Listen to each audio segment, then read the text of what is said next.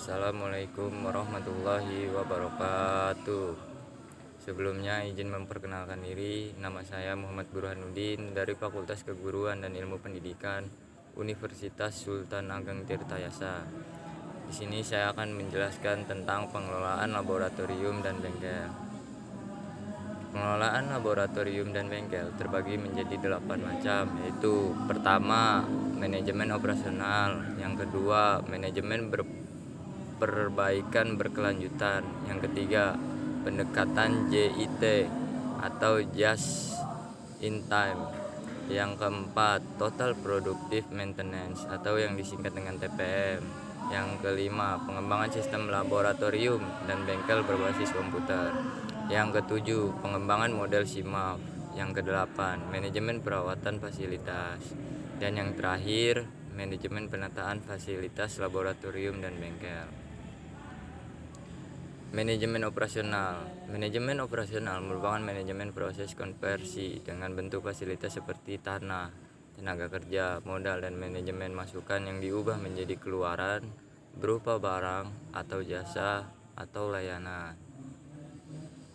Pengendalian mutu dibutuhkan agar instansi dapat memenuhi kebutuhannya dengan baik, sehingga output yang dihasilkan sesuai dengan target dan lebih positif di mata masyarakat, yaitu dengan lingkungan fisik tempat kerja yang lebih aman, sehat, dan nyaman. Menurut kutipan Rika Rostika, tempat kerja berarti sebuah tempat, apakah itu merupakan tempat atau hanya bagian dari gedung, bangunan, atau kendaraan, di mana setiap orang akan sedang bekerja, menggunakan waktu untuk bekerja, dan biasanya bekerja untuk memperoleh keuntungan atau upah, atau bagian dari sebuah tempat di bawah penguasaan pemberi kerja, atau dengan kata lain bukan merupakan fasilitas khusus yang disediakan oleh pekerja. Manajemen perbaikan berkelanjutan adalah perbaikan secara terus-menerus dan berkesinambungan, di mana kesalahan yang menimbulkan pemborosan harus dikoreksi, tindakan yang mengorbankan waktu banyak harus dihilangkan, segala yang tidak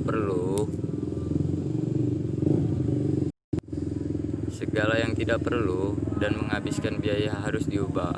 Evaluasi lembaga dilakukan setiap waktu, sehingga lembaga tersebut tidak akan mengulangi kesalahan untuk yang kedua kalinya.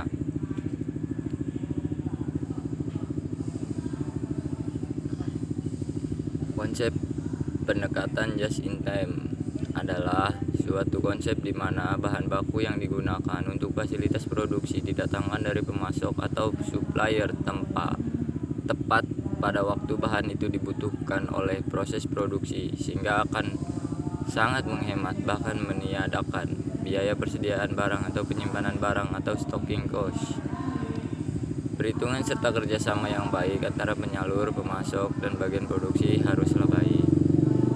Ciri-ciri pendekatan JIT: pertama, pelayanan secepat mungkin; kedua, relevan dan selamat; ketiga, pelaksanaan produksinya berorientasi pada kebutuhan pelanggan; yang keempat, akurat; yang kelima, pengendalian proses produksi. Menariknya, penerapan JIT dengan tepat, kreatif, terbukti mampu membawa sebuah industri ke titik lebih terbaiknya. Banyak manfaat yang diperoleh dengan adanya penerapan JIT, diantaranya adalah mengurangi penyimpangan, persediaan bahan yang belum diperlukan, memberdayakan pemasok untuk meningkatkan kualitas, pengendalian aliran barang. Ciri-ciri mewujudkan JIT: 1. Setiap proses harus berorientasi JIT. Pengendalian kualitas, menepati jadwal, menggunakan Kanban PUI sistem, bekerja dengan vendor, mengurangi persediaan, meningkatkan perencanaan produk, persiapan JIT dalam pekerjaan, jadwal yang tetap, desain yang tetap, kualitas, penyaluran, penggunaan atau pendistribusian yang standar. TPM, Total Productive Maintenance, adalah sebuah sistem manajemen perawatan atau pemeliharaan yang dalam prosesnya melibatkan orang mulai dari manajer hingga operator dan teknisi di level paling bawah. Sistem ini bersifat menyeluruh dan terintegrasi dengan baik, meliputi personil perawatan, piranti dan alat uji, suku cadang, fasilitas khusus, dan data dan perangkat lunak. Total approach, semua orang ikut terlibat, bertanggung jawab, dan menjaga sebuah fasilitas yang ada di dalam pelaksanaan TPM. Productive action, sikap produktif dari seluruh siswa terhadap kondisi dan operasi dari fasilitas sekolah. Maintenance, pelaksanaan perawatan dan peningkatan efektivitas dari fasilitas dan kesatuan produk operasi produksi. Adapun tahapan-tahapannya seperti tahap persiapan, tahap implementasi awal, implementasi TPM, dan tahap stabilisasi. Istilah-istilah dalam sistem pemeliharaan ada sebagai berikut. Adapun beberapa uji yaitu sebagai berikut: uji jalan, uji fungsi, uji geometrik, uji tapak. Jenis pengujian: pengembangan sistem laboratorium dan bengkel berbasis komputer. Sistem yang dibangun diberi nama sistem informasi manajemen dan maintenance fasilitas yang selanjutnya disebut SIMAF. Aplikasi ini bertujuan untuk melakukan perawatan fasilitas yang digunakan untuk membuat jadwal atau schedule perawatan, mengatur aktivitas perawatan fasilitas, monitoring data, dan mengubah informasi fasilitas berdasarkan input data sampai menghasilkan report yang dapat digunakan sebagai analisa data fasilitas. Modul-modul SIMAP: 1. Fasilitas inventory atau equipment register. Yang kedua, consumable goods. Yang ketiga, fasilitas maintenance. Pengembangan model SIMAP. Kelahiran teknologi komputer dengan kekuatan proses telah memungkinkan pengembangan sistem informasi manajemen. Penggunaan teknologi komputer didapat manfaat berupa kemudahan menyimpan, mengorganisasi, mengelola, dan melakukan pengembalian,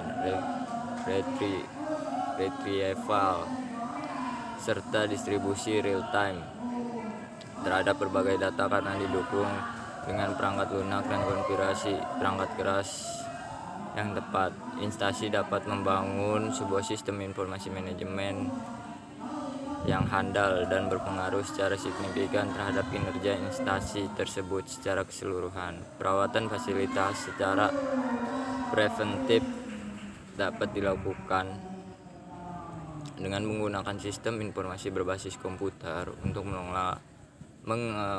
mengolah data-data fasilitas dan perawatan.